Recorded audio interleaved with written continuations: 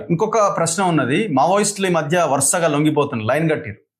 So మొన్న మల్లోజుల వేణుగోపాల్, తర్వాత Maoist Ashanna, ఇప్పుడు బండ ప్రకాష్ పేరు వినబడుతుంది, అలియాస్ ప్రభాత్, ఇంకొక ఆయన ఎవరు చంద్రన్న పేరు వినబడుతున్నది, పేపర్లో వచ్చింది ఇవాళ. సో అంతా లైన్ కట్టినారు. ఓవరాల్ ఈ టోటల్ ఎపిసోడ్ మీకు ఎట్లా అనిపిస్తున్నది?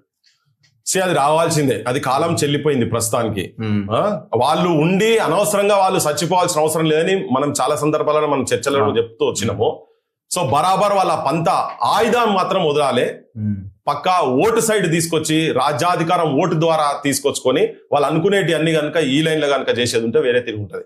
కానీ ఇలా సరెండర్ అయ్యి వాళ్ళు ఇన్ని రోజులు చేసిన త్యాగానికి ఫలితం లేకుండా ఎక్కడో ఏ మూలలో పోయి నా బతుకు నేను బతుకుతా అన్నట్టు కాకుండా ఆ పనులన్నీ వాళ్ళు అనుకున్న పనులన్నీ నక్సలైట్లే దేశభక్తులు అనని లీడర్ ఎవరు లేరు. అందరు మాట్లాడారు కదా. నక్సలైట్లుగా ఉండి బయటకు వచ్చి వాళ్ళు పోరాటం చేసి జనాల్లో ఉన్న విగ్రహాలు కూడా పెట్టినాం కదా. విగ్రహాలు పెట్టినాము, వాళ్ళు ఎమ్మెల్యేలు అయినరు, ఇప్పుడు మంత్రులు కూడా ఉన్నారు కదా. ఆ వాదం ఉన్న వాళ్ళు వచ్చిన వాళ్ళు ఎమ్మెల్యేలు అయిన మంత్రులు అయినారు. గత 5-6 ప్రభుత్వాలలో వాళ్ళు ఏదో ఒక స్టేజ్ లో వాళ్ళు ఉండేనే ఉన్నారు కదా.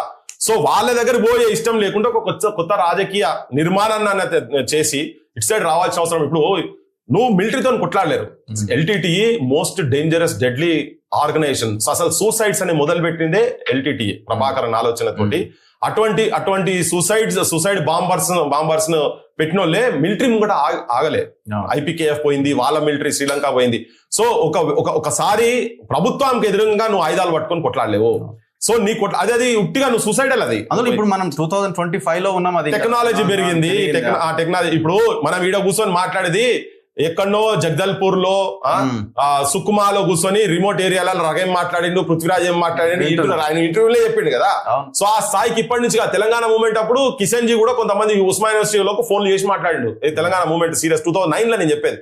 9-10 లో కనీసం అప్పట్లో ఫోన్ చేసి మాట్లాడి, ఇప్పుడు అది కూడా లేదు కదా. ఇప్పుడు మొత్తం నువ్వు మనుషులు ఎక్కడ ఉంటే అక్కడ సాటిలైట్ తోటి కంప్లీట్ గా చేసేది కదా. సో అనవసరంగా ఎందుకు పులి నోట్ల తలకాయ పెట్టి కథ కూడా అవసరం లేదు కదా.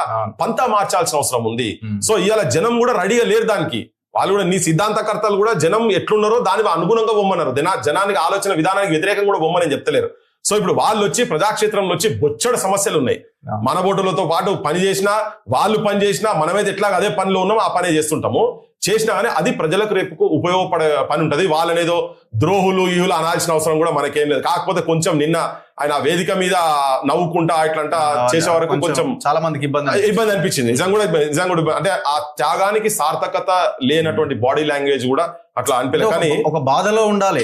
ఇప్పుడు 45 years పోరాటం చేసిన వ్యక్తి నవ్వుకుంటా ఏ రకంగా ఇది వందల